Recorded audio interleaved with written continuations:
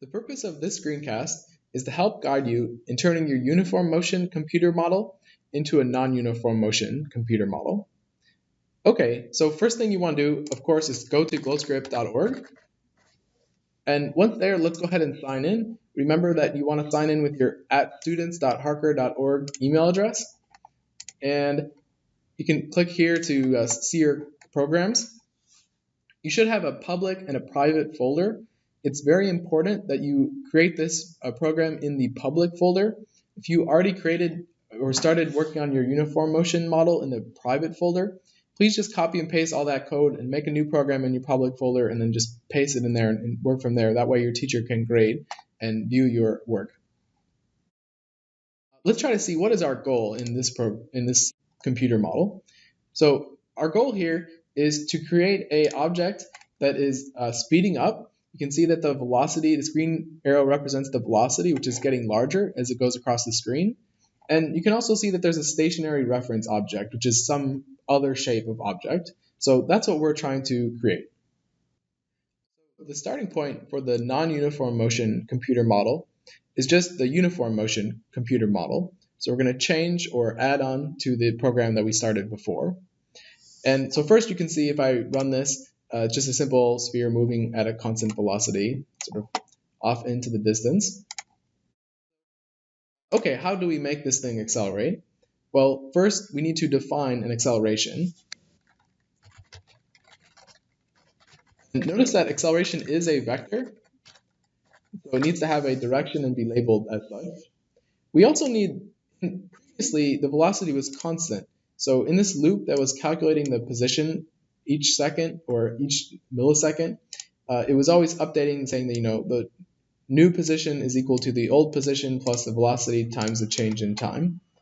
But now the velocity isn't constant, and so we need the velocity to change over time too. And so if we write a statement that says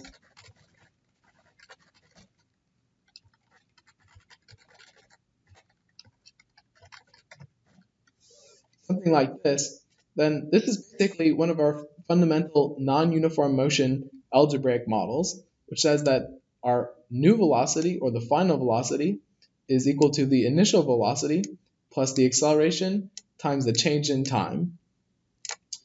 And so let's go ahead and see if our object is accelerating or not.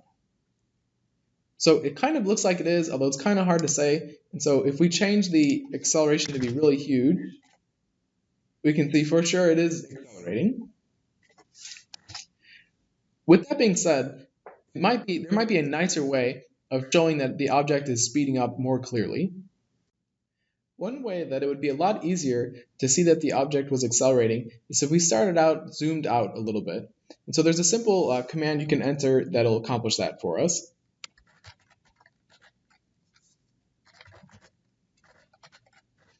And you can set the range to something more than 100 or less than 100. Just kind of play around with it until you get something that works good for your simulation.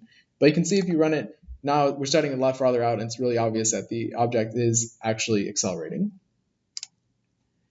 Okay, so another requirement for the non-uniform motion computer model is that you have an arrow which shows the velocity, and it responds to, as it gets faster, the arrow should get larger. So basically a vector for velocity. So first, if we want to do that, we need to insert an arrow. And if we go to the help option, we can see that arrow is one of the 3D objects. And so this is kind of the form in here.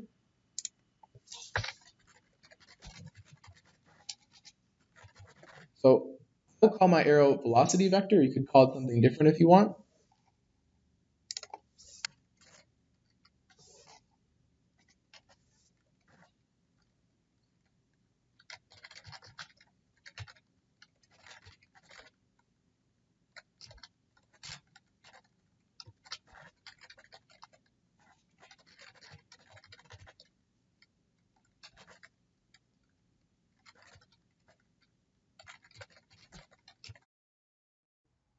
Let's take a look at what this algebraic model does.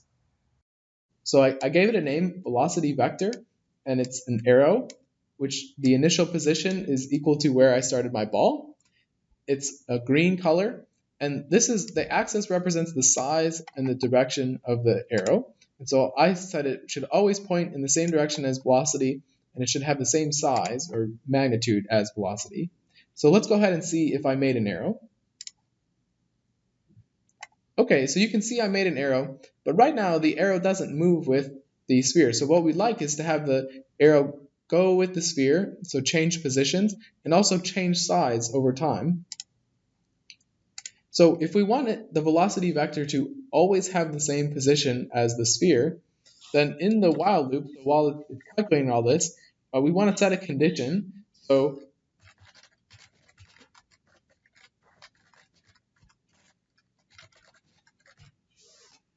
we want a statement that says that the arrow should always have the same position as the ball does.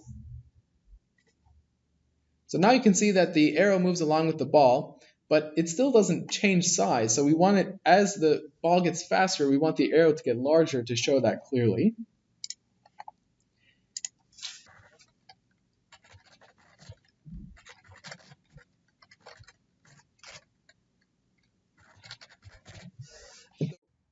Here I say that the size and the direction of the velocity vector should change as the velocity changes too. And now that you can see that it does, one final thing you might want to do is add a scale factor in. You can see that it was getting pretty large there. Maybe we want it to be only half as large as the velocity.